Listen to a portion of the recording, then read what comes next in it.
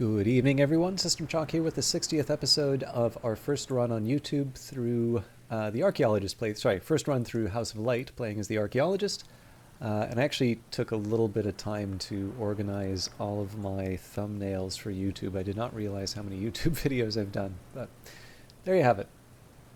So, we really just need to let the machine do its thing. We'll get the confounding parable from the book here. We'll send Mrs. Kill to open up the room, and we'll see whether or not we get hit by Numa in summer or not. The Locksmith's Dream, Portions and Proportions, the second volume of Teresa Galmier's examination of parallels in the mystic dreams of artisans. The frontispiece has been slashed with a razor. In this volume, Galmier records fewer dreams and explicates more of her own elaborate theories. We see this again and again. What is below can't escape what is above. The finest artisans all dream of the white door in the end. I'm no artisan, only a scholar. I think there's a secret that all these artisans know, but I think that secret is only half the story. Okay, so we've got the confounding parable now. We need to wait 15 seconds for the consider verb, though.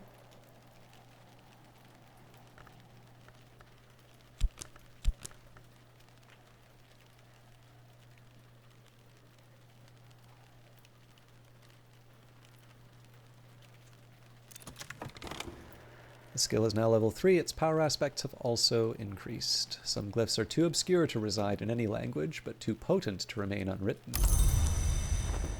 And we'll level up Path and Pilgrim. I am no expert, but I'm no dabbler either. Alright, memories don't last long outside books, but it's made the difference for the day. So we've got enough here to keep a memory overnight.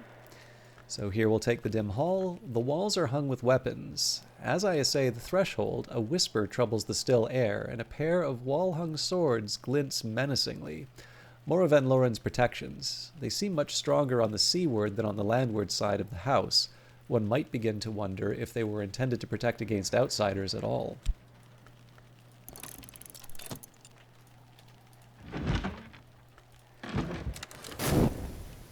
Right, so I'm going to need to find some places to put the surplus. So I guess the Catwick will maybe put up here, and then the grapes. I don't know, I've kind of been cramming the grapes wherever I can. Oh, I didn't realize we had more pears. Nice. Right, night has fallen, dawn will come soon. So, without any real knowledge of what books I'm going to be reading next, I mean, I guess there's the Ragged Crossroads.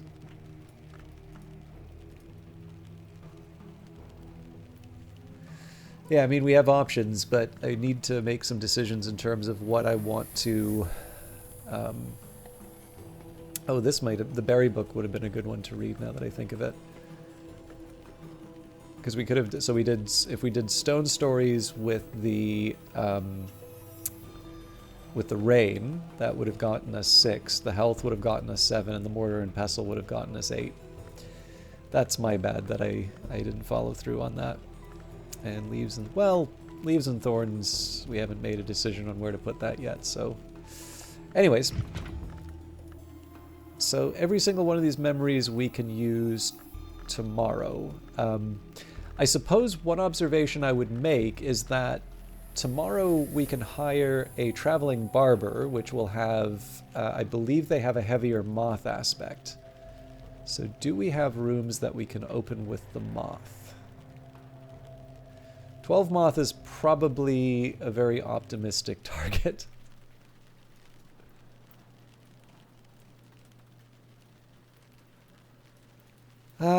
Yeah. I'm not so convinced.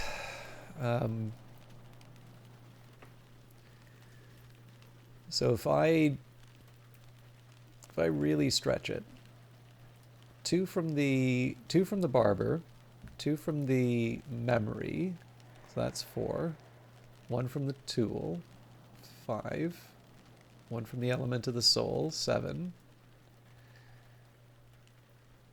So I'd still need to find 5 more. Did I write down for the barber before?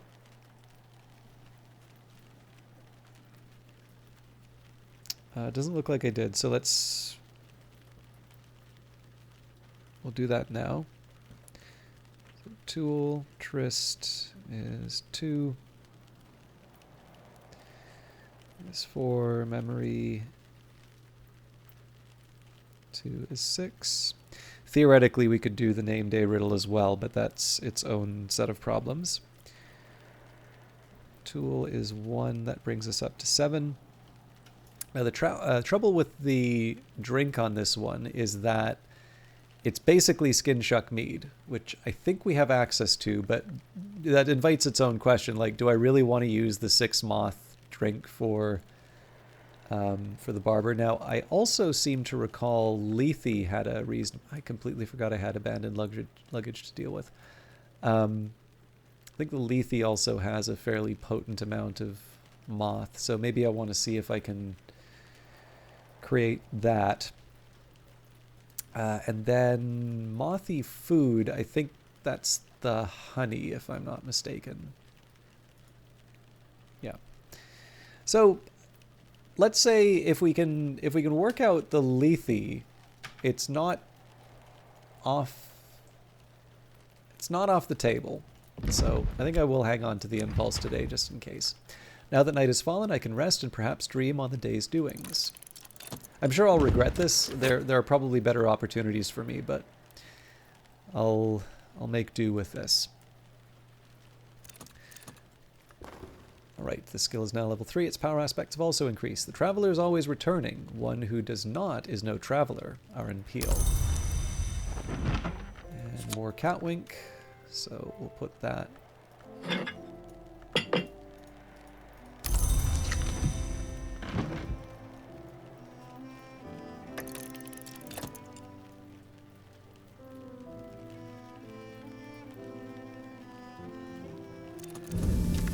Okay, so we've got our grapes. I'll put these beside the other ones.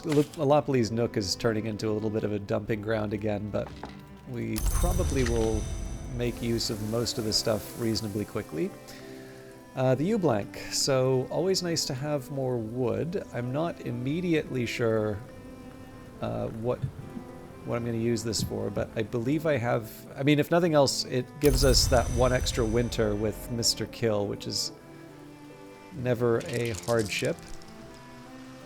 Can't say I have that much I need from the sea glass. Although the thing that is nice about the sea glass and the sand is if I do want to make certain lantern ingredients, those are helpful. I think maybe that's the lesson I should draw from that, is that I underutilize the lantern ingredients that I can make with those. I don't... Okay, we'll put you there.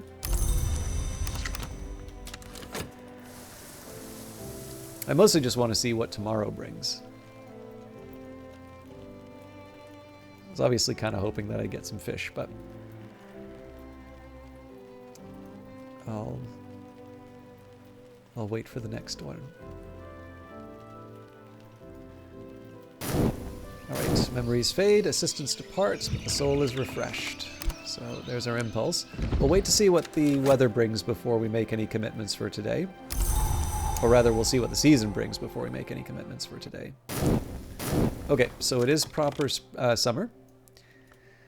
And we have the affair of the endless guest. An inhabitation of worms is never to be taken lightly. In this case, worms have chosen to inhabit one Spencer Hobson on assignment by the Bureau in Krakow. Hobson has remained unusually articulate for an inhabitee, and apparently he considers the worms his guest. So we'll see whether... I mean, there's also the possibility that this is over, and we don't get anything else from that. But we have a sunny day, so this is a lantern and sky opportunity for us. The rooms that we're looking for are edge and sky. 12 sky is quite high for us.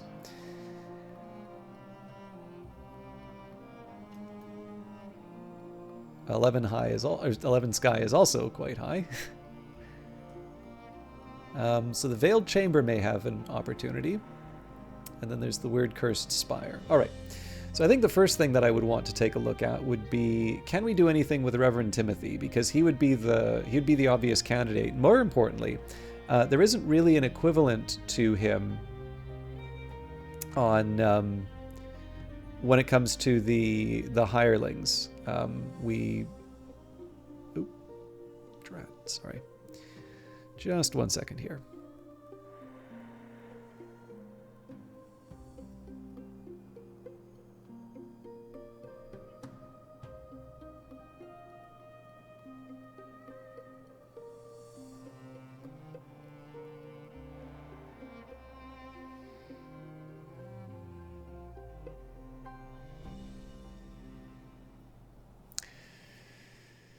Okay, it's actually a bit of a mess, my notes here for all the different guests. So I'm gonna just wipe the slate clean. We'll recalculate them as we need them.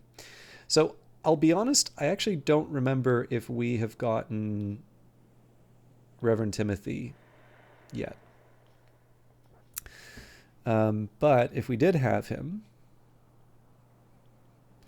he'd be good for 2 lantern. So then the Faust would give us another 2.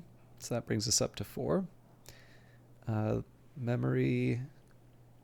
Right now the best we can do is 2, whether or not it's the sunny day. So we're up to 6 there. Then we have the mirror scope. Takes us up to 7.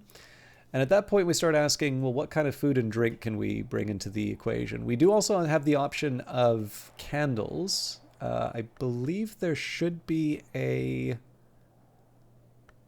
history wax candle, unless it's in this room. Now, one of the things that's kind of interesting... Oh, actually, I should double check if it's candles or if it's...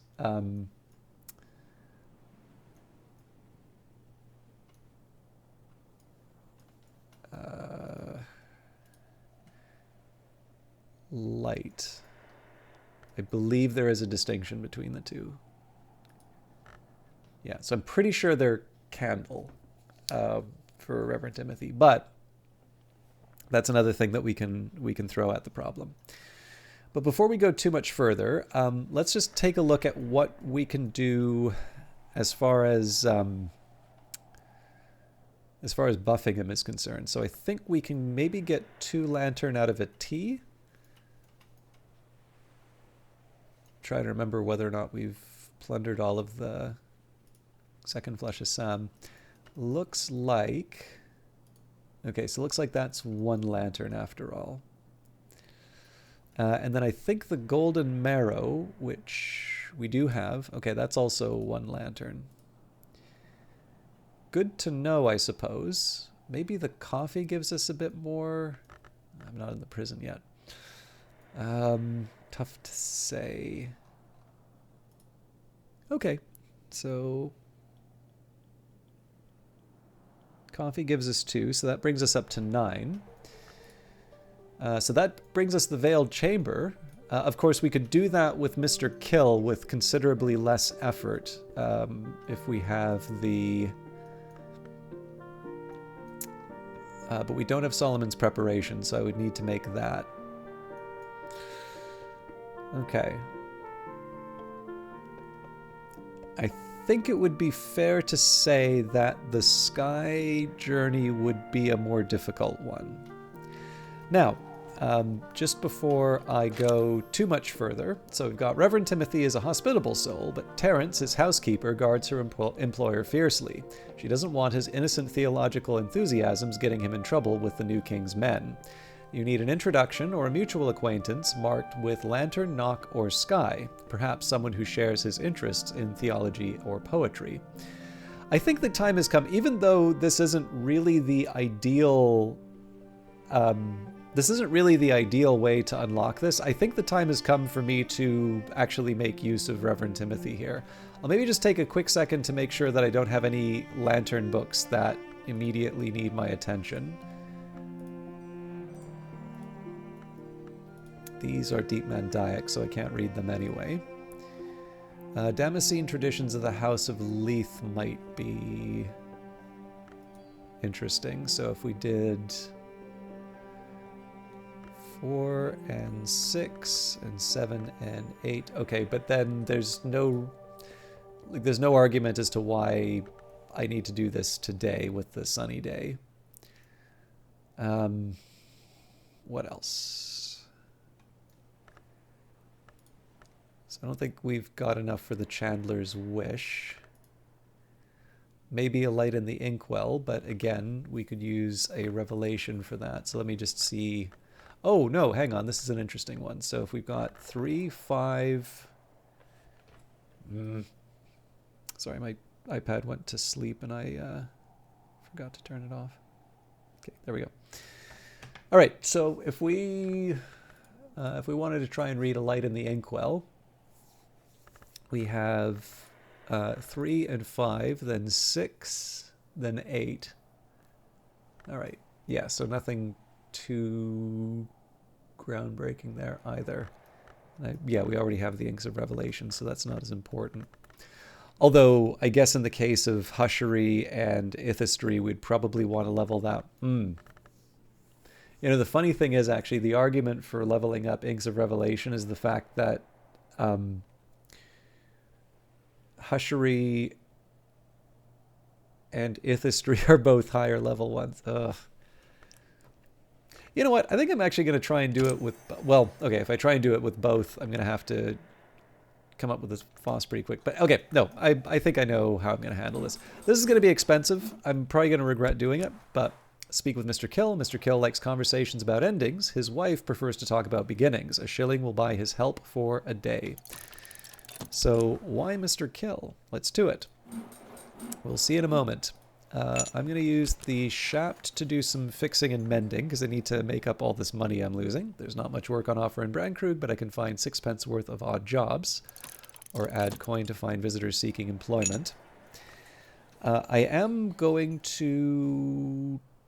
Drat. All right, I need to wait a little bit on reading the book, but I will get the revelation.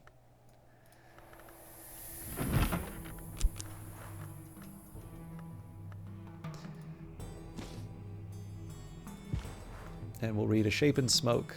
Forge the work accomplished. I've already mastered this, but I could reread it. I actually think I might have read this one before. Let's do... well, we've obviously read all of these before, but let's do Locksmith's Dreams again. So Locksmith's Dreams, Stolen Reflections.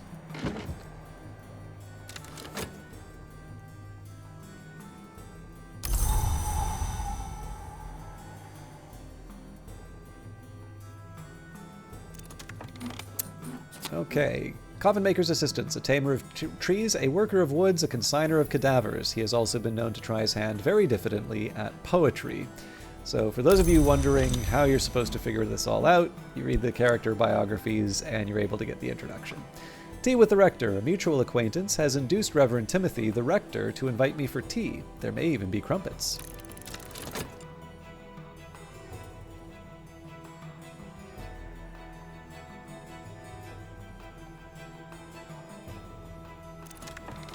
Reverend Timothy's tea goes cold while he expostulates about post-restoration politics and theories about the pagan traditions of the miners. The rectory is now available. Gossip. Frivolous, but tasty. Alright, so now we'll use the shaft to bring in Reverend Timothy. Reverend Timothy enjoys thoughtful conversation, prayer, and tea, and he'll offer his assistance in return for a 1 shilling donation to church funds. We do appreciate the contribution.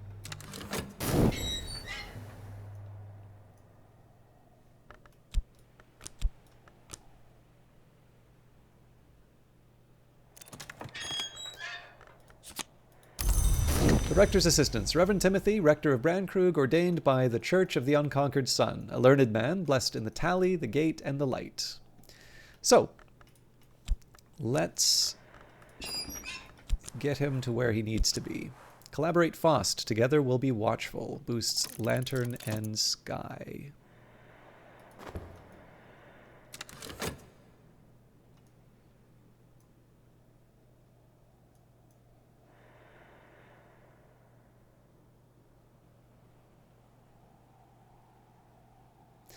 Might have actually done this in a slightly different order, but I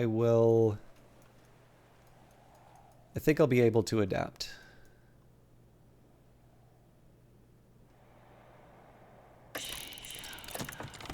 And looks like we have just finished the affair of the Endless Guest, so I'm going to start making some choices in terms of who I invite for the salon. The Locksmith Stream's Stolen Reflections, the fourth volume of Teresa Galmier's expansive work, no longer a discussion of the dreams of artisans, but a valuable survey of other works. The tone is calmer than that of Trespasses, but occasionally fearful, even paranoid. This volume was published in 1926, but almost immediately recalled and pulped by the publisher, at the request of the author, or possibly the authorities, depending on which story you believe. A few copies survive. Janus is the gatekeeper, the twin god, the god that wounds, the presager of changes, the sun, the moon. So we identify him with the watchman, the twins, with the mother, with the forge, with the meniscate, and the madrigad. He cannot be all these, can he? The Flamines knew the church, knew the dry land, knew Elagabalus. Is he then synthesis? Or is he something else? In Galatea, they call him Aeneas Lammius, but the Obliviates are notorious for their slanders. Janus has, they say, not one face but two, to which I reply, why only one? Why only two? Hirsalt and Coseley, according to Thomas Love Denman, once agreed that Janus was all the gods and none, but later Hirsalt described him as all the gods, and Coseley favored none. Denman was a sinister dilettante, but this rings true of them both. Okay, there's our revelation. My assistant and I are vigilant, so I will talk with him about the weather now. Talk about the weather, more useful than one might expect, especially in Britain. And as I used to say in my youth, the day is done and so am I, but I've earned my pay. So we'll start by restoring the Faust. It is summer. I am sitting on the bench outside the Sweet Bones, eating crumbly cheese and nettle wrappings and good black rye bread, soaking up the sun. Now, preparing for the... actually, I guess there's a couple of things. So, one, I want to prepare for leveling up Inks of Revelation. For that, I can use 2 Trist. I've already used the Whist and such, so I don't really have that many options otherwise. I can still do some farming and such, or gardening rather. I guess the question is, how comfortable am I doing that, knowing that I'm going to need to generate 2 and then 3 moth and lantern memories?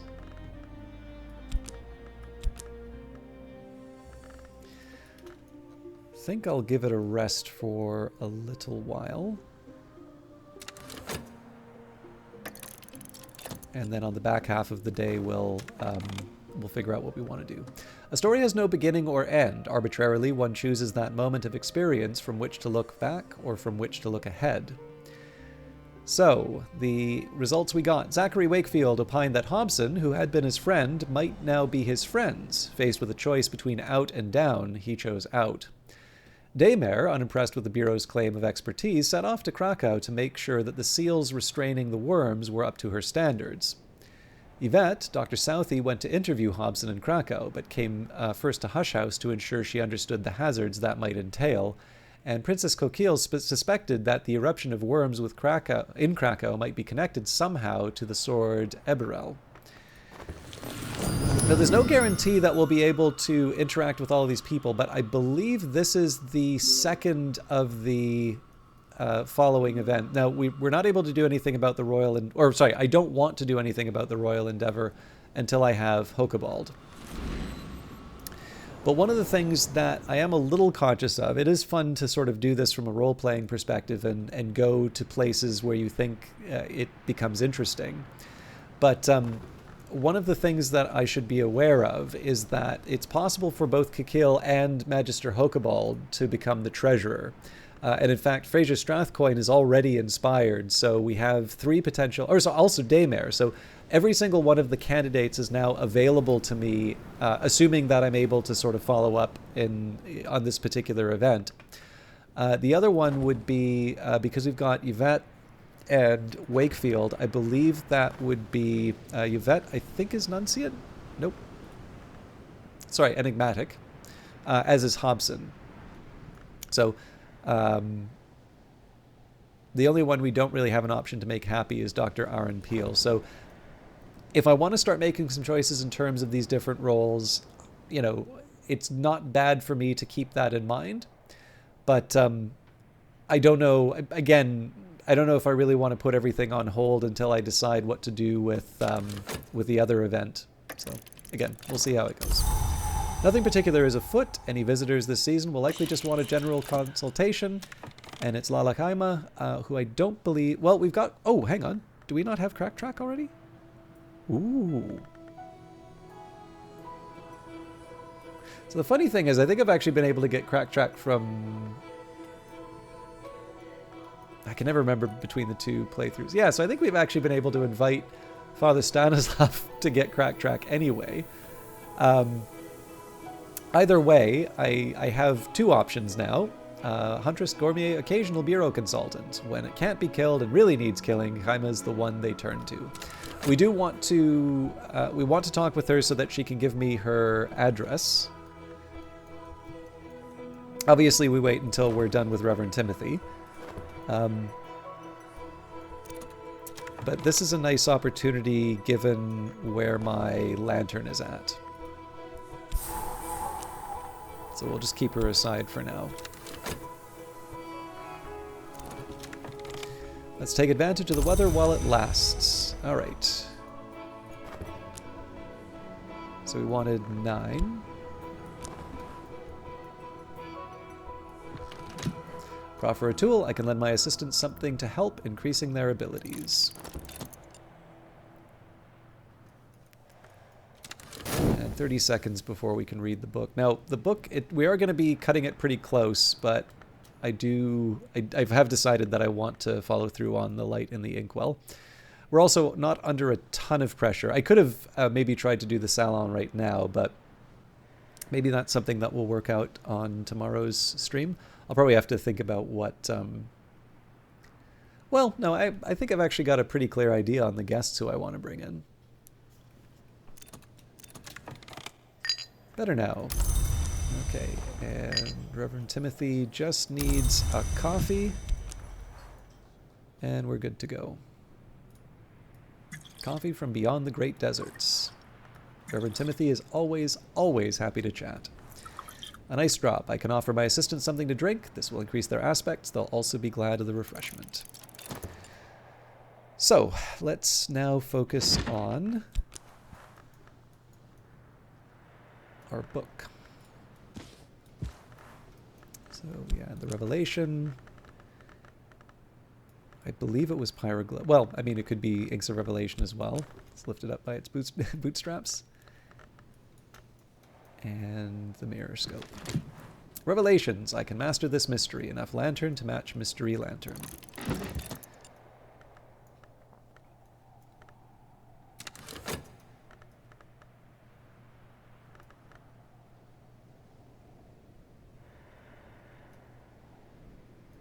I might want to actually keep Reverend Timothy for a longer period. He's 45 seconds to get memories from. Nice little detail, actually. But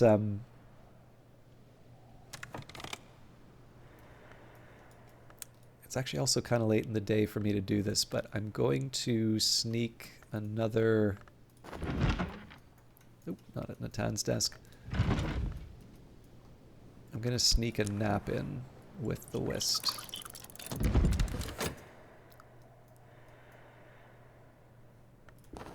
So we'll talk with Lala at the... We'll do that at the very end of the day. We'll speak with Reverend Timothy now to just try and generate a few memories. And then from there, that will decide how we use our elements of the soul for things that aren't related to the... to leveling up Inks of Revelation. Reverend Timothy is always, always happy to chat. And apparently I'm not getting anything back at the Sweet Bones. I should probably work on that.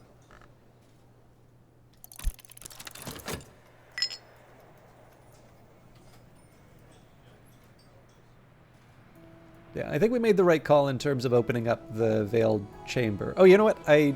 We opened up this room, but I never described it. So The dueling hall. In the baronial times, this was a ballroom, but in the 19th century, during Berlot's time as librarian, a dyad of eternally dueling edgelong agreed to stay at Hush House for a year and a day to allow Natalia to study them, if she satisfied certain conditions.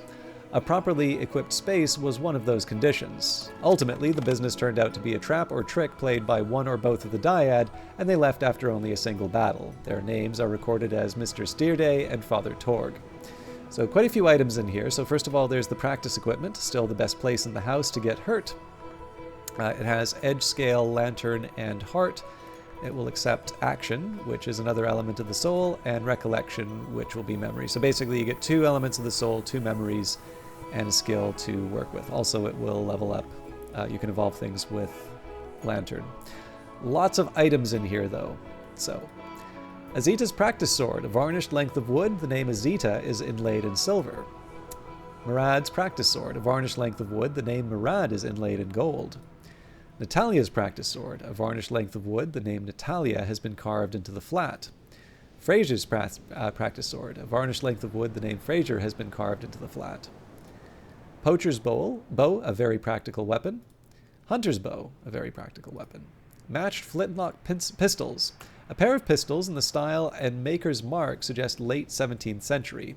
The initials MD are marked in silver above the Wolf Sajant of the Baron's Brandkrug. Green's practice sword, a varnished length of wood. Red Drake shield, painted leather, riveted to heavy iron. Also applies to the Green Stag shield and the Golden Lion shield.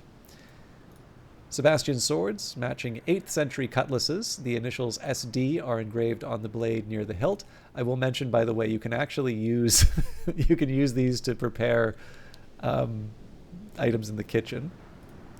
Dappled practice sword, a leaf-shaped wooden sword of considerable age, edge and moth, whereas the red practice sword, a leaf-shaped wooden sword of considerable age, gives grail.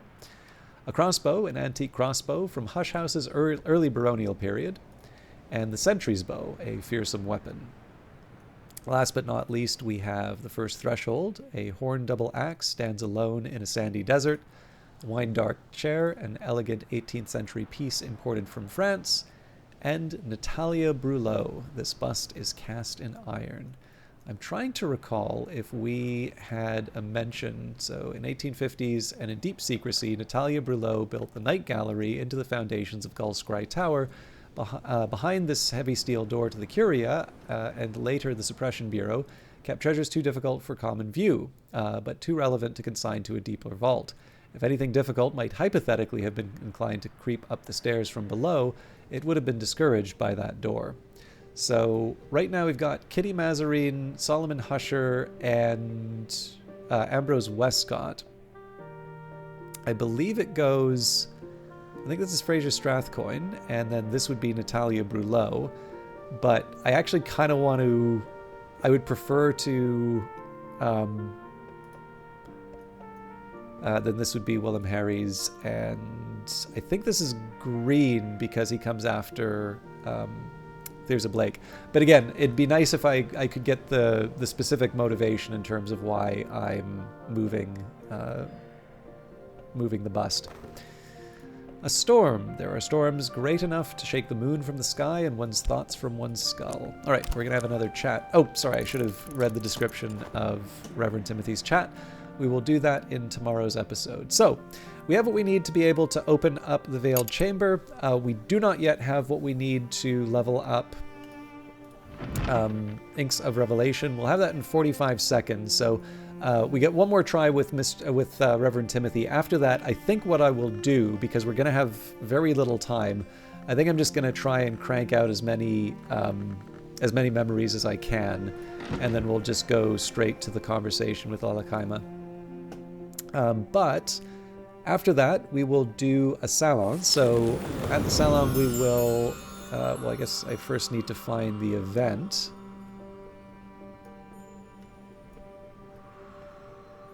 Oh, here we go. The Endless Guest. What happened to Spencer Hobson, the Bureau employee who regarded his inhabitation of worms as a guest? So that's Coquille, Dagmar, and Zachary. Now, I believe Coquille and Dagmar were both in my tier 3 of people I could invite. I think it was Strathcoyne, Wakefield, and Schaller were my tier 1. Daymare, oh no, Daymare was my tier 2. And then it was D.I. Moore, Corso, and Denzel. Oh, right, I haven't had Coquille over. But actually, I'll make a quick note here. So we did Strathcoyne, Wakefield, Schaller, Daymare, and Corso. I guess Coquille's not that different from having Corso. So this time, in terms of combinations,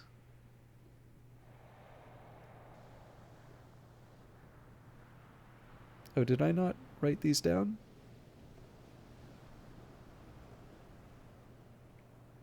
Oh no, Zachary and Corso and Fraser and Daymare. Okay, so the core invitations will be Zachary. Sorry, I need to erase something here.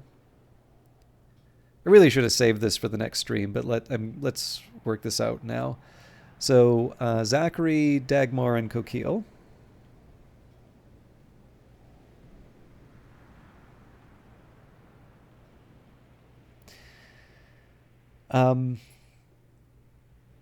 So if I want to pair people up with the people they're interested in, so that would be Corso next for Zachary, and then Fraser for Daymare. I should also make a note here for Lala. She wants Edge, I believe. Yep.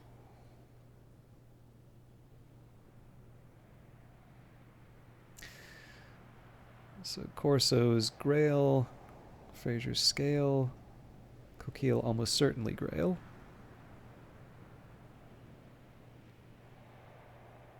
Knock, Winter. And of course, we're going to take the time to see what the different options for these people are. I'm not 100% sure whether or not I'm going to be able to get through this the whole way for the... if we're going to be able to get through the whole salon this week, but I will at least give it a try.